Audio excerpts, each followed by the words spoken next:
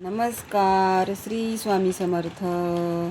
स्वामी महाराज तुमच्या सर्व इच्छा पूर्ण करो.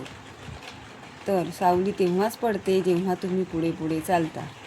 तर आजचा विषय आहे जरा जीविता पूजन कसे करावे याबद्दल मी तुम्हाला थोडक्यात माहिती सांगणार आहे. श्रावण महिन्यात मुलांच्या दीर्घायुष्यासाठी आणि आरोग्यासाठी जरा जिवंतिका म्हणजे जिवती देवीची पूजा केली जाते. श्रावण महिना सुरू झाल्यानंतर किंवा पहिल्या शुक्रवारी जिवतीचा कागद किंवा प्रतिमा देवघराजवळ भिंतीवर लावली जाते. रोज किंवा विशेषतः प्रत्येक शुक्रवारी या प्रतिमेला हळद कुंकू आणि अक्षता, फुले आणि कापसाची वस्त्र अर्पण करून दूध साखरेचा नैवेद्य दाखवला जातो. तर आता मी तुम्हाला जीविता पूजनाची साधी पद्धत सांगणार आहे. प्रतिमा लावणे. श्रावण महिन्याच्या सुरुवातीला किंवा पहिल्या शुक्रवारी जीवितेचा फोटो देवाऱ्याजवळ किंवा भिंतीजवळ लावायचा आहे. त्याचे साहित्य, पूजेचे साहित्य असे आहे: प्रतिमेस गंध, फूल, अक्षता, हळद कुंकू आणि कापसाची माळ. त्याला हळद कुंकू लावून ती या जीवितेला अर्पण करायची आहे. तर नैवेद्य असा द्यायचा की त्या दूध, साखर किंवा गूळ खोबऱ्याचा दाखवला आणि त्यावर दिवा आणि अगरबत्ती ओवाळावी. या पूजेनंतर मुलांना बोलावून त्यांना औक्षण करावे आणि दूध साखरेचे तीर्थ द्यावे. मुलांच्या चांगल्या भवितव्यासाठी प्रार्थना करावी. या जरा जिवंतिके पूजनाचे काय महत्त्व मी तुम्हाला सांगणार आहे. ही पूजा मुलांचे आरोग्य, दीर्घायुष्य आणि रक्षण करण्यासाठी केली जाते. अशा प्रकारे जीवितेचे पूजनाचे महत्त्व मी तुम्हाला सांगितलेले आहे. जरा जिवंतिका पूजेचा उद्देश असा आहे: आपल्या मुलाबाळांच्या उदंड आयुष्यासाठी, आरोग्यासाठी आणि त्यांच्या रक्षणासाठी माता हे व्रत करत असतात. जरा आणि जिवंतिका देवी. जरा ही बालकांचे रक्षण करणारी देवी मानली जाते, तर जिवंतिका म्हणजे जिवंत ठेवणारी, दीर्घायुष्य देणारी देवता. तर श्रावण महिन्यात शुक्रवारी हे पूजन केले जाते.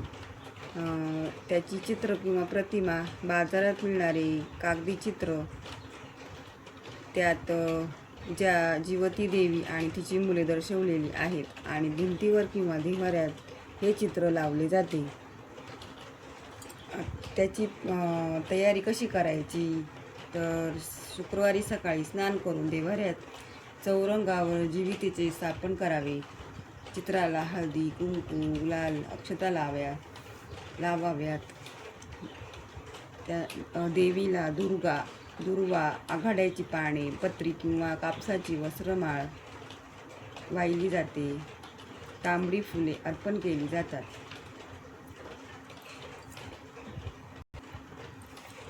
तुपाचा दिवा लावून जीवितीची आणि बालकांची आरती ओवाळली जाते. पूजेनंतर घरातल्या लहान मुलांना औक्षण केले जाते, म्हणजेच ओवाळले जाते. मुलांच्या कपाळाला हळदी कुंकू आणि अक्षता लावून त्यांना उदंड आयुष्यासाठी प्रार्थना केली जाते. या दिवशी देवीला पुरणपोळी आणि खीरपुरीचा नैवेद्य दाखवण्याची प्रथा आहे. सुवासिनींना घरी बोलावून हळदी कुंकू दिले जाते आणि त्यांना चणे, फुटाणे किंवा ओटी दिली जाते.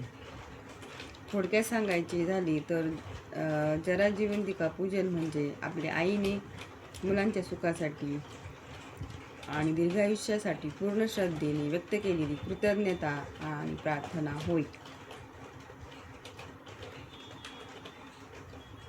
तर येथे मी आता तुम्हाला जरा जिवंतिका पूजनाची संपूर्ण सविस्तर माहिती सांगणार आहे. तर जरा जिवंतिका पूजन म्हणजे काय?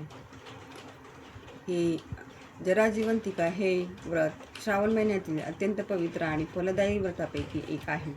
महाराष्ट्रात श्रावणातील प्रत्येक शुक्रवारी घरामध्ये हे पूजन केले जाते.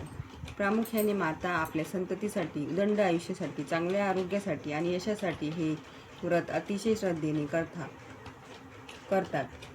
पौराणिक कथा आणि त्यामागील पार्श्वभूमी काय आहे हे आता मी तुम्हाला सांगणार आहे.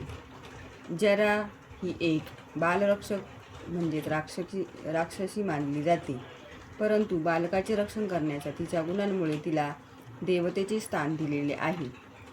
जिवंतिका देवी म्हणजे बालकांना जिवंत ठेवणारी, दीर्घायुष्य देणारी आणि संकटापासून वाचवणारी देवी. जेव्हा एखादी माता आपल्या मुलांच्या रक्षणासाठी जरा जिवंतिकेचे पूजन करते, तेव्हा त्या देवी बालकांभोवती संरक्षणाचे कवच निर्माण करतात आणि घरातील लहान मुलांना आजारपण व वाईट शक्तीपासून दूर ठेवतात, अशी धार्मिक श्रद्धा आहे.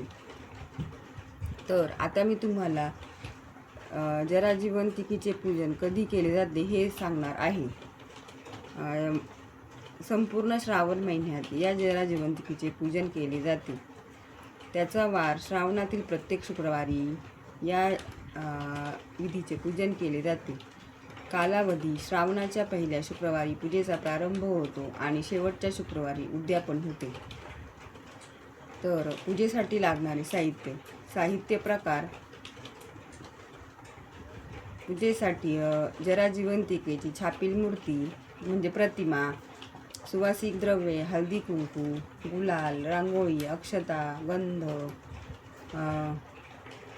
दुर्वा, आघाड्याची पाने, तुळशीची पाने, लाल फुले, कापसाची वस्त्रमाळ, निरांजन, तुपाची वात, कापूर, धूप, अगरबत्ती असे साहित्य वापरले जाते. यानंतर पुरणपोळी, खीरपुरी आणि भिजवलेले चणे, फळे असा नैवेद्य म्हणून प्रसाद दिला जातो. पूजेची सविस्तर पद्धत आता मी तुम्हाला सांगणार आहे. श्रावण शुक्रवारी सकाळी लवकर उठून स्नान करावे. देवाऱ्याजवळ किंवा स्वच्छ चौरंगावर सुंदर रांगोळी काढावी. भिंतीवर किंवा देवाऱ्याच्या बाजूला जीवीचे चित्र लावावे. चित्रात जिवती देवी, तिची मुले आणि इतर देवी देवता दर्शवलेल्या असतात. त्या चित्राचे पूजन हळदी कुंकू, अक्षता वाहून नमस्कार करून करावा. देवीला कापसाची वस्त्रमाळ अर्पण करावी आणि आघाड्याची पाने, दुर्वा अर्पण कराव्यात. धूपदीप लावून नैवेद्य दाखवावा. त्यानंतर जिवती देवीची आरती म्हणावी आणि देवीची पूजा संपन्न करावी. यानंतर सर्वात महत्त्वाचा भाग म्हणजे लहान मुलांचे औक्षण. पूजा पूर्ण झाल्यानंतर घरातल्या सर्व लहान मुलांना समोर पाटावर बसवावे. त्यांच्या कपाळाला हळदी कुंकू, तांदूळ, अक्षता लावाव्या. मुलांवर दुर्वा आणि आघाड्याची पाने टाकून त्यांनी तुपाच्या दिव्याने ओवाळावे किंवा औक्षण करावे. यावेळी आई मनापासून प्रार्थना करते, हे जिवती देवी, माझ्या मुलांचे सर्व संकटापासून रक्षण कर आणि त्यांना दीर्घायुष्य दे. अशा प्रकारे घरातील मुलांना गोड पदार्थ किंवा प्रसाद भरवावा आणि देवीला पुरणपोळी आणि खीरपुरीचा नैवेद्य दाखवावा. संध्याकाळी सुवासिनी स्त्रियांना घरी बोलावून त्यांना हळदी कुंकू द्यावे आणि आलेल्यांना भिजवलेले चणे किंवा फळ देऊन ओटी भरावी. अशा प्रकारे तुम्ही लहान मुलांचे पूजन करायचे आहे. आघाड्याच्या पानांचे महत्त्व. तर जिवती पूजेमध्ये आघाडा या वनस्पतीला खूप महत्त्व आहे. आयुर्वेदानुसार आघाडा ही वनस्पती विशेष महत्त्व आहे.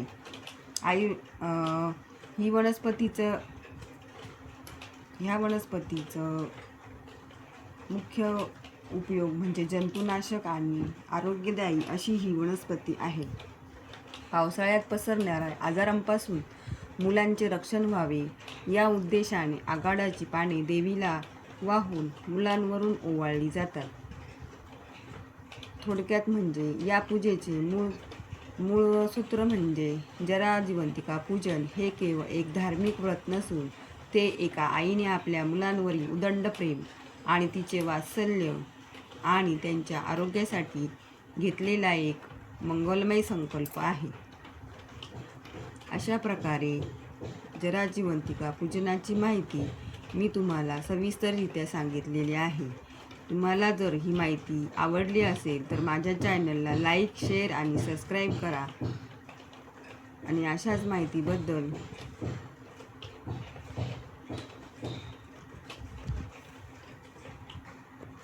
धन्यवाद. श्री स्वामी समर्थ.